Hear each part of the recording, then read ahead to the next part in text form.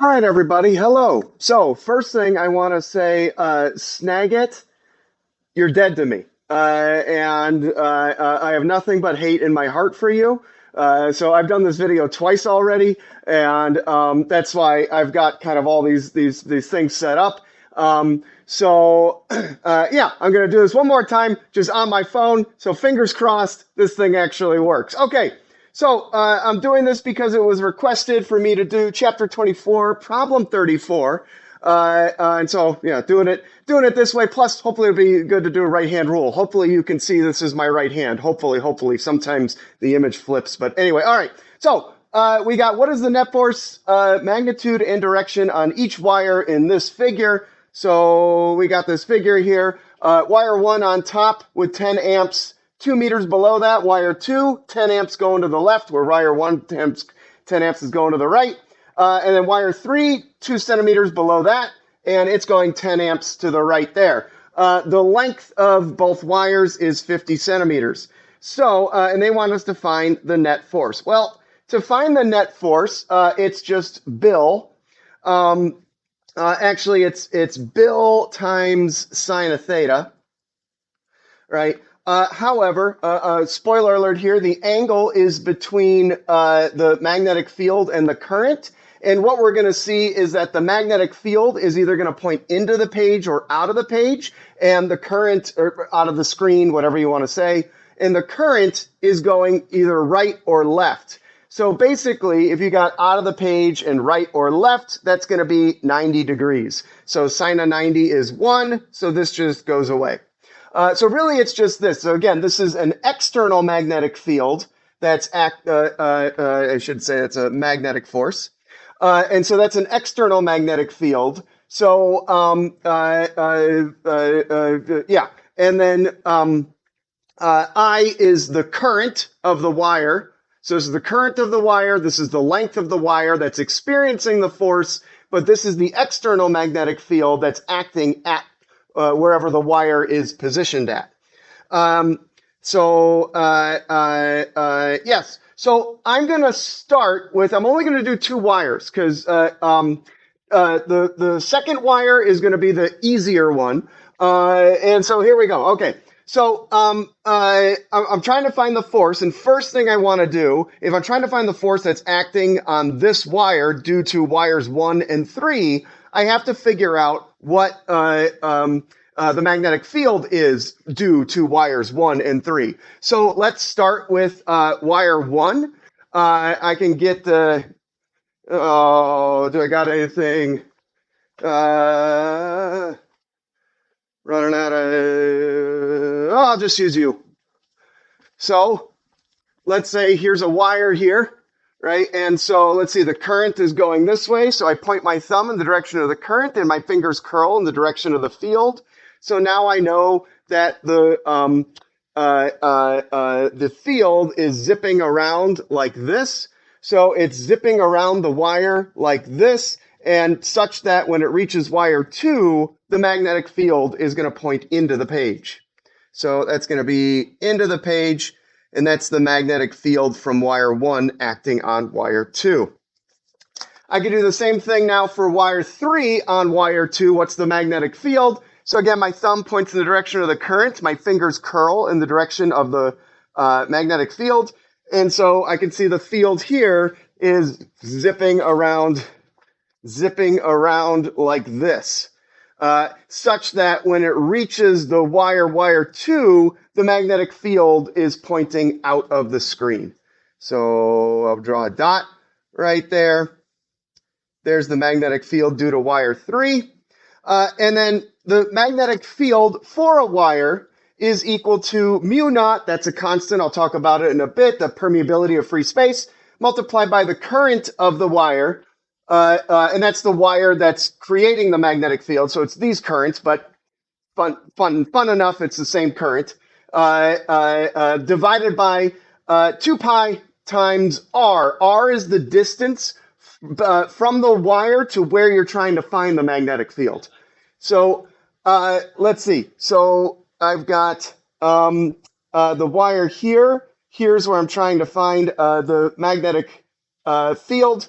And so that distance is 2 centimeters here, and it's also 2 centimeters here.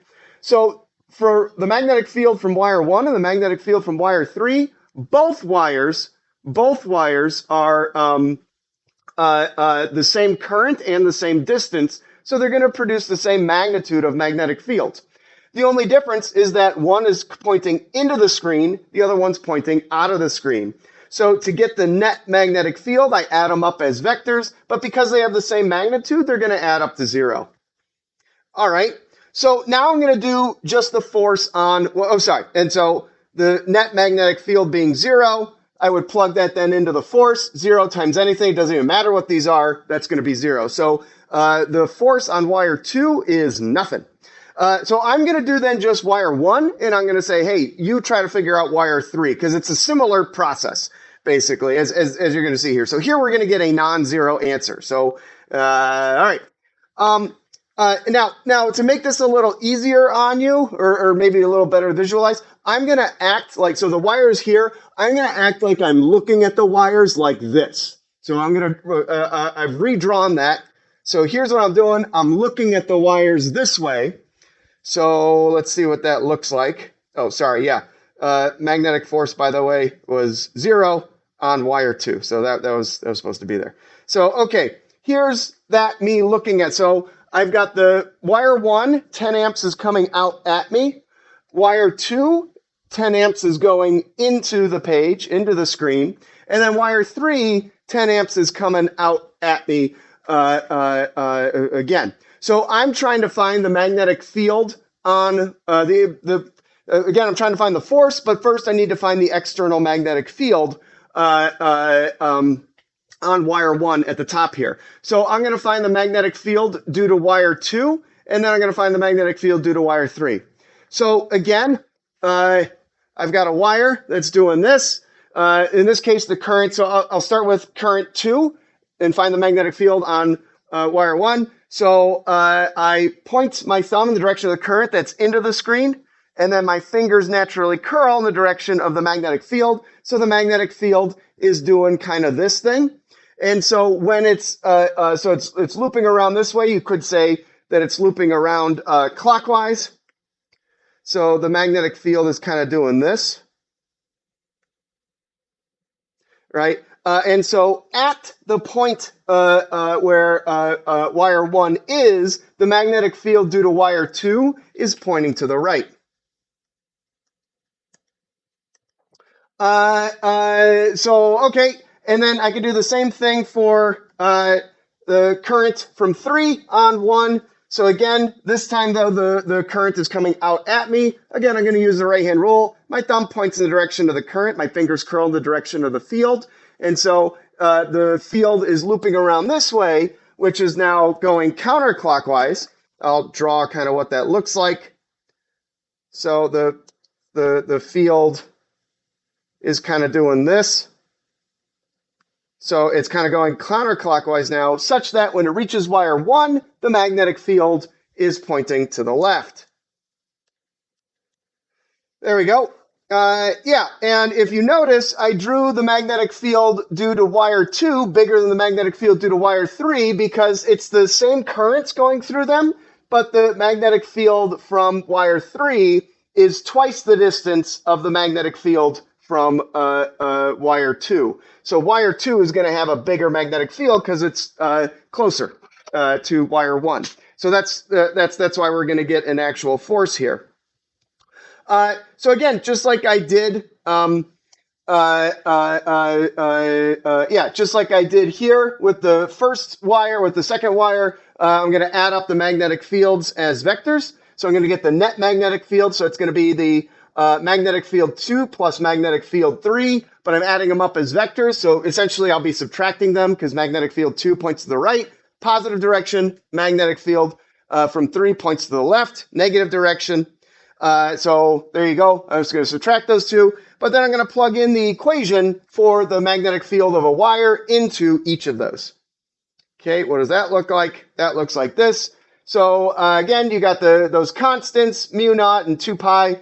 The currents are the same. The only difference here is the distance that wire 2 is from the current, so that's 2 centimeters, as well as the distance that wire 3 is, so that's going to be 4 centimeters, again, twice as far.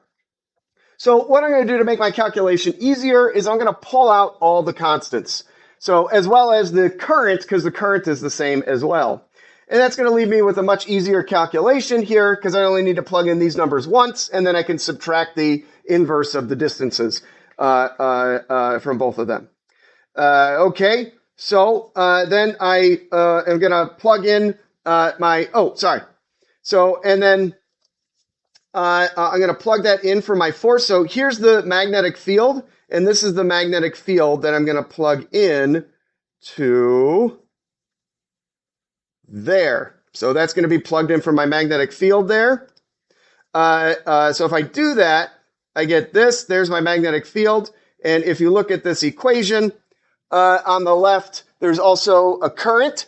So this is the current due to the wires creating the external magnetic field, where in the Bill equation, this current, so if I write it over here, I is, and then L's the length of the wire. And so this is the current for the wire experiencing the force. So the wire experiencing the force is wire 1, and so it's also 10 amps. Again, that's just going to make my calculation easier. So actually, to make the calculation easier, I'll take this current and multiply it by that current, because it's going to be I squared. And then lastly, I've got the length of the wire, which they gave me. The length of the wire is 50 centimeters. I think the units would work out. You could stay in centimeters, but I always get paranoid and I convert it to meters anyway, because I've been hurt before. Not as bad as Snagit. Snagit's the worst. Then when you plug all this in, I ended up getting 2.5 times 10 to the negative 4 newtons. Hopefully that's correct. If not, yell at me in the comments. You know, engagement. What are you going to do? Okay. And then lastly, to find the direction, so that's the magnitude of the force that wire 1 feels. To find the magnitude, I'm going to use the second right-hand rule. Your thumb is the direction of the current, your finger is the direction of the magnetic field, and you imagine popping out of your palm the force. So if I go to do that, the current points out of the screen. The magnetic field, the net magnetic field, points to the right, because the current from wire 2 was bigger than the current from wire 3. And then so my palm then pushes upward, so the force would point in the upward direction. So that'd be the direction of the magnetic force. So there you go. Hope that helped. All right, fingers crossed this works. Bye.